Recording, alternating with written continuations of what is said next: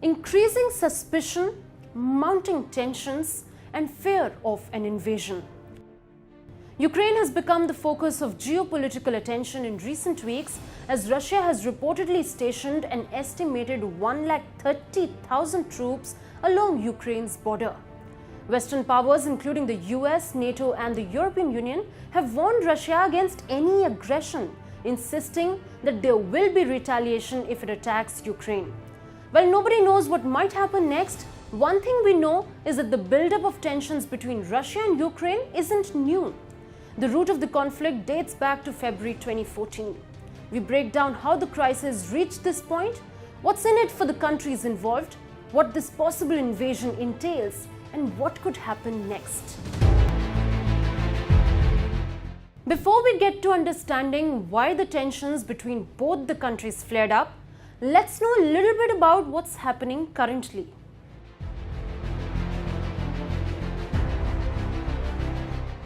Thousands of troops, tanks, fighter jets, and long-range missile batteries have amassed on Ukraine's eastern border. The buildup of troops has sparked the biggest crisis in East-West ties since the Cold War. There is suspicion that an invasion by Russia is imminent. Against this backdrop, diplomatic talks between Russia and the United States and its allies, including a direct call between US President Joe Biden and Russian President Vladimir Putin, have not yet yielded any solutions.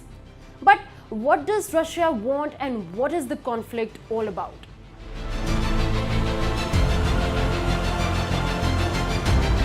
To understand the current dispute, we need to go back in time and decode the relationship between these two nations. The root of this modern dispute has a lot to do with strategic influence and a row over territorial borders.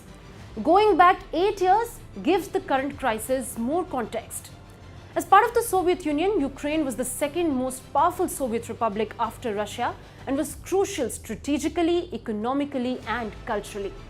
Ever since Ukraine split from the Soviet Union, both Russia and the West have looked for greater influence in the country in order to keep the balance of power in the region in their favor. The flashpoint between Russia and Ukraine was and remains Ukraine's desire to bind itself closer to the European Union and free itself from Russia. The situation escalated in 2014 when Russia took over the Crimean Peninsula in southern Ukraine and sent troops in eastern Ukraine. 14,000 people had died by being caught in the midst of the conflict. The invasion by the Russian President Vladimir Putin was widely condemned by world powers and resulted in the US and European Union imposing sanctions on Russia. It also resulted in a strengthened commitment by both the US and the European Union to protect the integrity of Ukraine's borders. A low-grade conflict between Russia and Ukraine has been simmering ever since. So, what is it that Russia wants?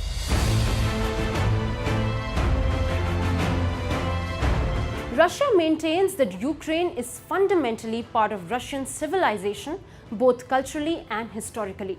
Russia is fearful of a Western involvement. It views NATO's expansion towards Russia as an existential threat and claims Russia's military movements are a response to Ukraine's growing ties to the alliance and hopes that via this crisis, Russia can push back. Russia has issued a list of demands that would reduce Western influence in Ukraine. It includes a guarantee that Ukraine would never become a member of NATO, that the two end their security alliance, and the number of NATO troops in Eastern Europe are reduced. The demands include a halt to any NATO drills near Russia's border. The US and other Western allies have described such demands as completely unreasonable. But why is Putin against Ukraine joining NATO?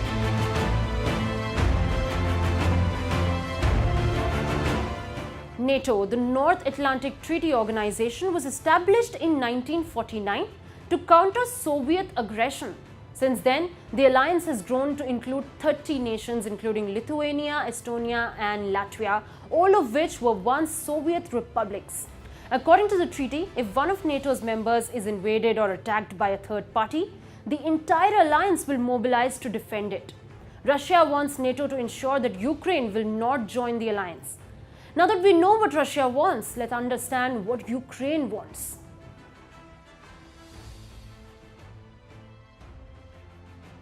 Ukraine insists that Russia cannot control whether it moves closer towards becoming a member of NATO or other Western alliances.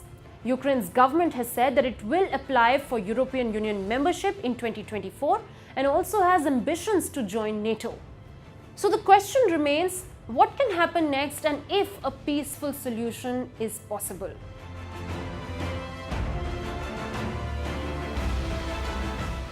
Publicly, the US and European allies have promised to hit Russia financially like never before if Russia attacks Ukraine.